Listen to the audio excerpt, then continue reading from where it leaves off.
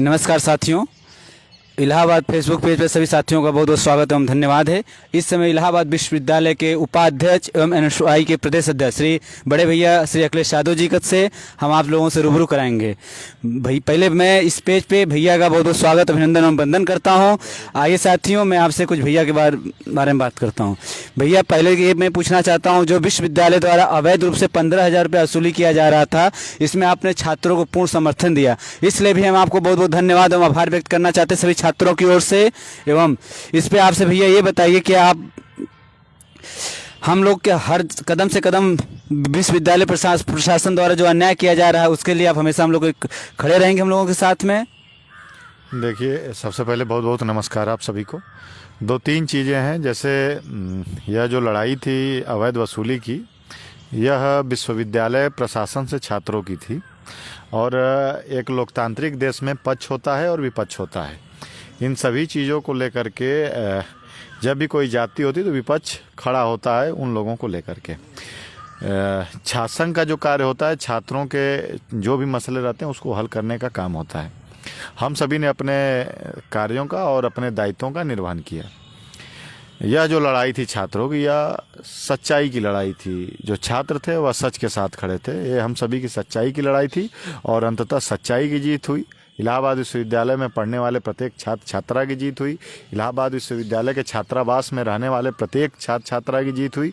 और साथ ही साथ टूटा तो घमंड उस व्यक्ति का जो कि अपने घमंड में इस प्रकार से चूर था कि चाहे हम कोई भी डिसीजन ले लेंगे तो छात्र उसको मानने के लिए बाध्य हो जाएंगे। इस कोरोना काल में लोगों ने अपनी आजीविका खोई, लोगों ने आर्थिक तौर पर चोटें झेली। और ऐसे दौर में इलाहाबाद विश्वविद्यालय प्रशासन द्वारा उस समय का देय मांगना, जिस समय पूरे देश के विश्वविद्यालय बंद थे, यह कहीं से भी न्यायोचित नहीं था। और जो छात्र भूख हड़ताल पर बैठे, इलाहाबाद विश्वविद्यालय समेत पूरे देश के विश्वविद्यालयों के इतिहास में पहली बार हुआ होगा कि 52 छात्र एक साथ आमरण अनशन पर भूख हड़ताल पर बैठे थे। और कहीं ना कहीं छात्र जो है वह सच्चाई की लड़ाई लड़ रहा था, इस वजह से उसकी आज विजय हुई। विश्वविद्यालय प्रशासन को छात्रों की मांगों के आगे झुकना पड़ा। विश्वविद्यालय प्रशासन को छात्रों की जो न्यायोचित मांगे थी उसके आगे झुकना पड़ा। और जो बधाई का पात्र है वह इलाहाबाद विश्वविद्यालय का प्रत्येक छात्र और छात्रा, जिसने प्रत्यक्ष या अप्रत्यक्ष रूप से इस आंदोलन को समर्थन दिया, लड़कों की जो छात्र थे उनकी मांगों को समर्थन किया। और वह सभी साथी जो कि प्रत्यक्ष या परोक्ष रूप से, चाहे वह सोशल मीडिया के माध्यम से, चाहे वह आंदोलन में आकर के जिस सभी ने सहयोग किया, वह असल में वह सारे लोग बधाई के पात्र हैं। किसी एक व्यक्ति को इसकी क्रेडिट दे देना या कह सकते हैं कि उन 52 आमरण अनशन पर बैठे हुए जो साथी हैं उनकी तौहीनता होगी। छात्र संघ का जो कार्य है, छात्र संघ वह कार्य अपना करता रहेगा, तो छात्रों में भी छात्र संघ को लेकर के एक विश्वास जगता रहेगा। और आप देखेंगे तमाम हमारे संगठन के भी जो साथी थे एनएसयूआई के, वह सब भी लग करके काफ़ी मेहनत किए, चाहे उसमें सत्यम कुशवाहा हों, अभिषेक द्विवेदी जी हों, दुर्गेश जी हों, हरिओम यादव जी हों जो एसएसएल के हैं, सारे लोग उसमें लग करके, जिनका मैं नाम नहीं ले रहा हूँ इसका मतलब यह नहीं है कि वह उसमें सम्मिलित नहीं था, सारे लोग इसमें सम्मिलित हुए, तभी जाकर के यह जो न्याय की लड़ाई थी उसमें हम सभी लोग जीत पाए। अध्यक्ष जी, मेरा एक प्रश्न है, क्या विश्वविद्यालय इस समय वर्तमान समय छात्र संघ बंद है? क्या विद्यार्थियों के लिए, चाहे एक छात्र के लिए छात्र संघ अनिवार्य है? छात्र संघ ही जो है एक नेताओं की नर्सरी कही जाती है, इस पर आप क्या व्यक्त करना चाहेंगे अपने विचार? देखिए, दो तीन चीज़ें रही हैं, चाहे देश आज़ाद हुआ हो उसके बाद का इतिहास रहा हो, चाहे वर्तमान समय में भी आप देख लेंगे। छात्रों की आज़ादी के आंदोलन में भी एक बहुत बड़ी भूमिका रही है। उसके बाद इमरजेंसी का एक समय आया, उसमें भी छात्रों की एक बहुत बड़ी भूमिका रही। बीच में भी जितने भी बड़े से बड़े प्रोटेस्ट हुए, आंदोलन हुए, उसमें भी छात्रों की एक बहुत बड़ी भूमिका रही। वर्तमान समय की सरकार आप देखेंगे लगातार संवैधानिक संस्थाओं में हस्तक्षेप कर रही है, लगातार उनको तोड़ने का काम कर रही है, लगातार उनको कहीं ना कहीं खत्म करने का, नष्ट करने का काम कर रही है। आज यदि छात्र संघ जीवित रहता है तो वर्तमान समय की जो सरकार है तमाम छात्रों के ऊपर जातियां कर रही हैं, तमाम छात्रों के ऊपर लाठियां बरसा रही हैं, फर्जी मुकदमे कर रहे हैं। लेकिन छात्र संघ न होने की वजह से उनको एक न्यायोचित जगह नहीं मिल पा रही है, न्यायोचित स्टैंड नहीं मिल पा रहा है।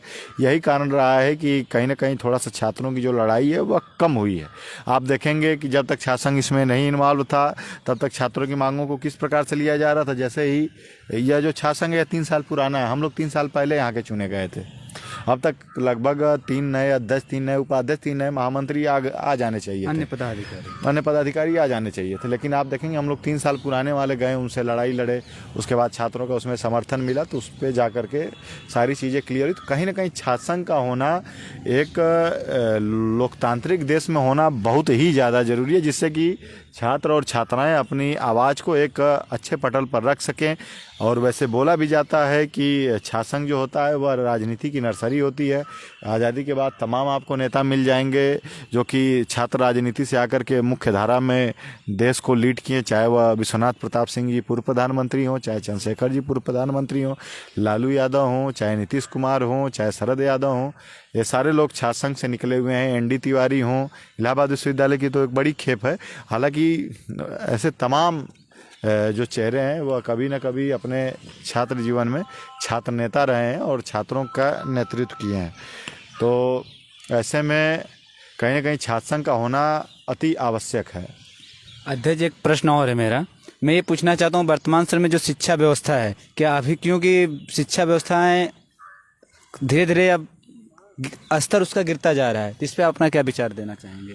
देखिए, मैं इसमें यही कहना चाहूँगा कि जो NEP 2020 आया है, नई एजुकेशन पॉलिसी, इसमें प्राइवेटाइजेशन का बहुत ज़्यादा इसमें आप कहेंगे कि बहुत ज़्यादा इसको दखल दिया गया, बहुत ज़्यादा इसको स्पेस दिया गया है।